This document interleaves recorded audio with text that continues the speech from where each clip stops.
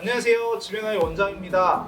네, 오늘은 아이들 겨울 스키 캠프를 준비하시는 학부모님들이 이 장비, 특히 뭐 옷, 헬멧, 뭐 어떤 걸 준비해야 되는지 잘 모르고 계시는 부분들이 많기 때문에 물론 좀 더 전문적이고 이런 것들을 저희가 촬영할 수는 있지만 처음 초보자가 장비를 구매하는 그런 기준에서 저희들이 설명을 해서 준비를 한 거니까 그걸 참고해서 봐주시면 좋을 것 같습니다. 그럼 자세한 설명은 장비를 보면서 한번 설명해 드리도록 하겠습니다.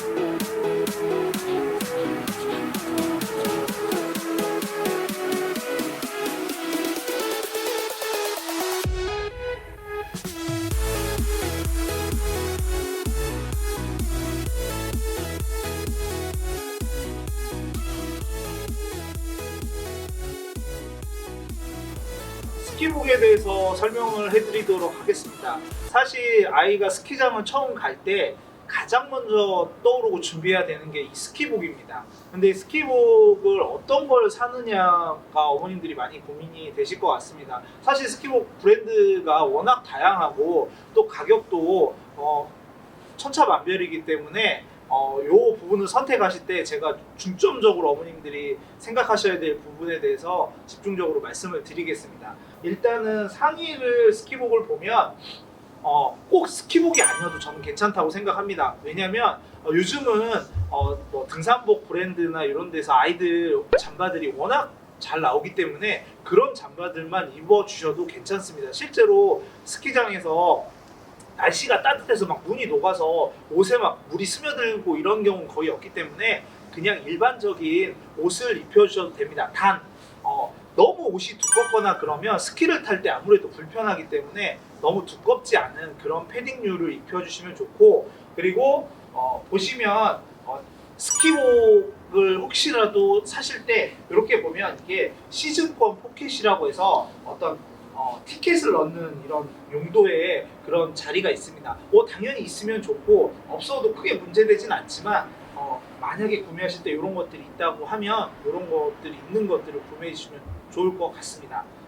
그렇게 되고 이제 바지를 제가 설명해 드리면 아이들 같은 경우는 바지를 너무 딱 맞게 구매를 안 해주시는 게 좋습니다. 조금 더 한 치수 아니면 두 치수까지 큰 거를 구매해 주셔도 아이들이 금방금방 크기 때문에 좋을 듯 하고, 바지 같은 경우는 이렇게 멜빵이 있거나 이렇게 허리를 조절할 수 있는 이런 기능들이 있기 때문에 좀 더 사이즈가 크더라도 아이들이 사용하는데 전혀 불편하진 않습니다. 그리고 또 제일 중요한 게 이 바지의 밑에를 보면 이게 간혹가다 이렇게 좁은 그런 스키복들이 있는데 이런 것들은 나중에 스키 부츠에 이 바지를 덮었을 때 안 들어가기 때문에 최대한 이 통이 넓은 것들을 선택해 주시는 게 좋습니다. 그리고 이 안에 보면 스키복 바지라고 하면 당연히 있어야 될 이게 눈이 들어가지 않게 이렇게 해서 겉에 넣어주는 이런 안에 소재도 있기 때문에 이것도 꼭 확인해 주시면 좋습니다.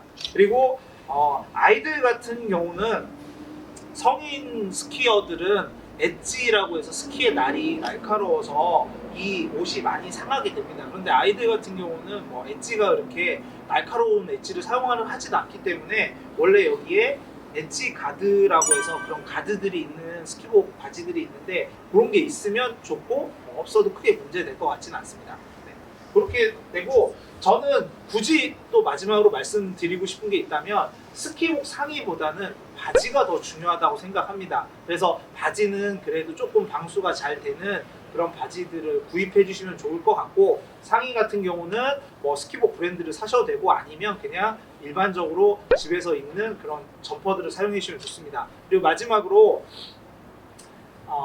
아이들이 스키 탈 때 부모님들이 스키장을 보낼 때 옷을 너무 두껍게, 추우니까 두껍게 입고 보내시는 경우들이 되게 많은데 그런 것보다는 얇은 옷으로 두세 겹 입혀서 보내주시면 스키를 타면서 땀이 굉장히 많이 납니다. 이게 운동량이 엄청나기 때문에 그래서 순간순간 그때 벗고 싶을 때 옷을 벗을 수 있게 옷을 얇은 걸로 두세 겹 입혀서 보내주시는 게 오히려 두껍게 입혀서 보내주시는 것보다 훨씬 더 효율적이라고 보시면 될 것 같습니다.